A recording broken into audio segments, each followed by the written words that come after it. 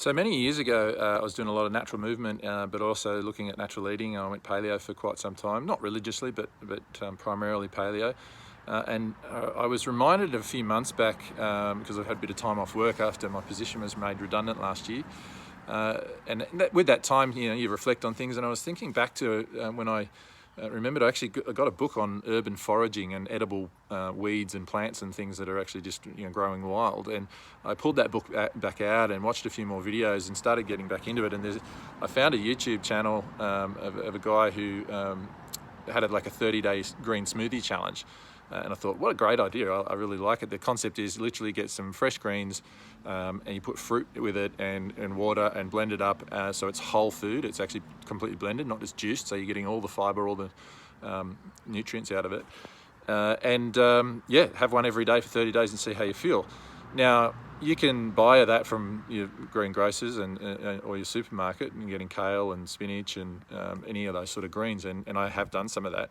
But I also, in pulling out this book on wild edibles, realised when you look around your garden, and at the moment after our autumn rains, you can see the growth in the grass and the weeds at the moment. It's just gone crazy.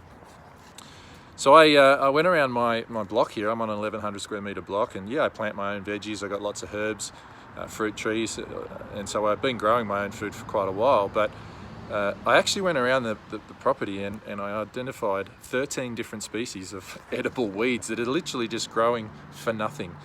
So every day for the last couple of weeks I've been doing it, I've been making a green smoothie out of things that I'm picking out of my garden. So today, I literally came out this morning. I was going to show you.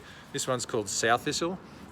It's sort of like a dandelion, or as part of that sort of sunflower family. And I'm not proposing to give you all the plant information on what's right or wrong, or say you can go and do this. Do your own research. You've got to do that.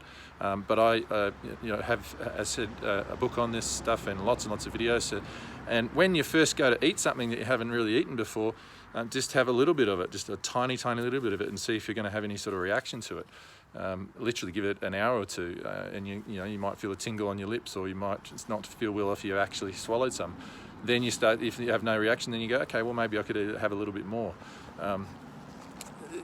Any new food that you're having, if it's unusual in terms of your diet, your body has to adapt to it, or if you're not sure, don't eat it, because there are poisonous things and you don't want to make yourself sick. But I'm pretty comfortable and confident, and I've been doing all of that with these. This sow thistle, fantastic. It's kind of like a spinachy flavour, much less bitter than many others. Another one in the sunflower family, and known to almost everyone, dandelion greens. And they're a bit bitter, more bitter than some of the other wild edibles, but once you're putting it in a smoothie with fruit, it actually takes away that bitterness. But I actually really like the bitterness. Like, it's a bit like endive or radicchio, bitter melon. There's a range of sort of more common plants that are bitter that people use. So I use this in stir fries and all that sort of thing as well. So those two are going to be going in my green smoothie today. Also this is called Parslane, really high in omega-3 fatty acids, so it's fantastic. You feed that to your chickens, it'll increase their egg production with omega-3 as well.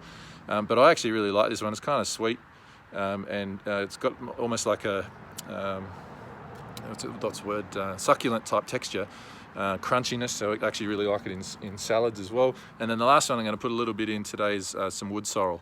This has got oxalates in it, which some people say you don't want to have too much of, because it can give you kidney stones and the like. But if you're only having small amounts, not regularly, then it's not going to cause a problem, I don't think. So those are the 4 things that I'm going to actually put in my green smoothie today, with some preserved plums that I get every year and preserve off my tree. I might even throw some parsley in there because I'm growing that as well.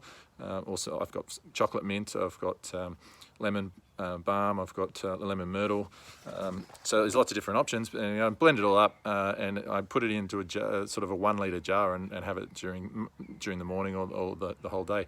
And after doing this for 2 weeks, I'm feeling really good.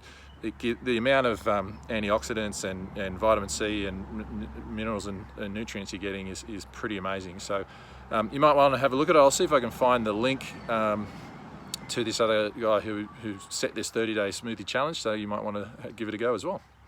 Awesome.